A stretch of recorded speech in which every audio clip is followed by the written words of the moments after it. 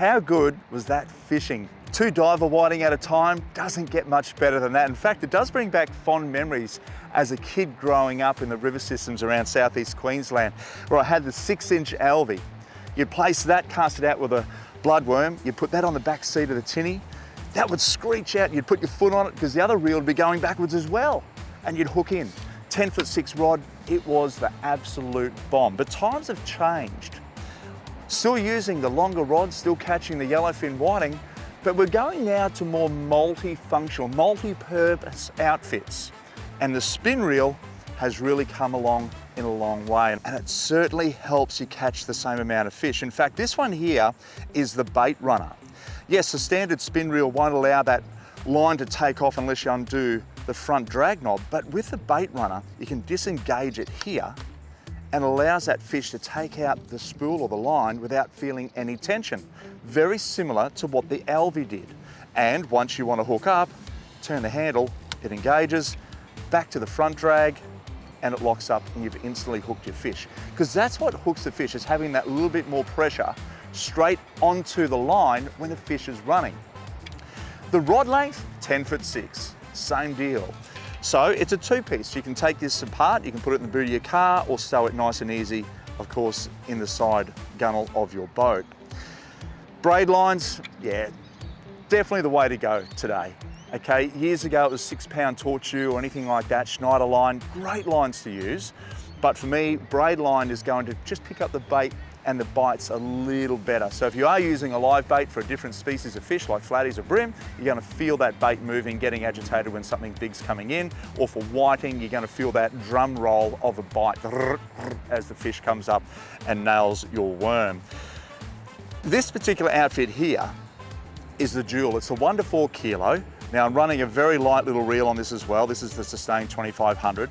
I find this size reel here on this particular rod is going to be ideal for so many different applications. Flicking soft plastics for flatties, maybe even dropping down a lightweight placky there for a smaller snapper, casting a vibe around the pylons, fishing for bass in the impoundments, or even lightweight barra. So you could really use this outfit for so many different applications. And again, it's going to be nice and light to cast out a worm for your whiting. And what I do here is I paint the tip white.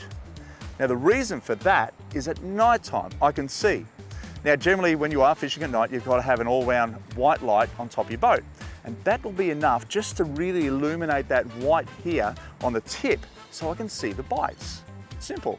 As we get older, not saying your eyesight fades, but what happens, it just allows you to see that little bit more of a knock on your rod without having too much light being reflected onto the water. Particularly in shallow water, it can put the fish back down.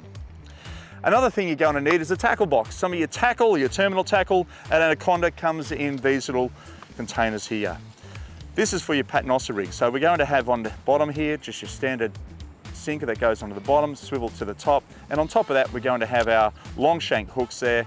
And of course, a little bit of bead if you want, or red tubing. You can put 2 hooks above that, cast it out into the surf gutters or anything like that as well, and you'll be able to hook up your surf whiting.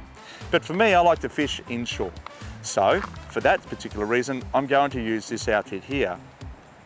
In here, we've got a variety of sinkers. If the sinker weight is changed, you're going to catch more fish. And what I mean by that, when there's more current, we're going to go a heavier sinker. And of course, when the current backs off, go down to a smaller sinker or a lighter sinker.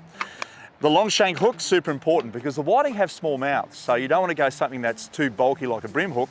So for me, I like to run a smaller size 4 hook, and this is going to be ideal for me. And that's a long shank hook, you can see them there, nice and small. You can use red tube or a bit of a red bead there if you wanted to. And the lead is going to be around that 45 to 50 centimeters. Go down to a smaller swivel, and that's going to do justice for you. Whiting fishing, still the same, the gears change, but the fish are out there, give it a crack. And of course, thanks for watching Step Outside YouTube channel for lots of cooking and fishing action. Like, subscribe, and of course comment for more catches like this and cooking recipes.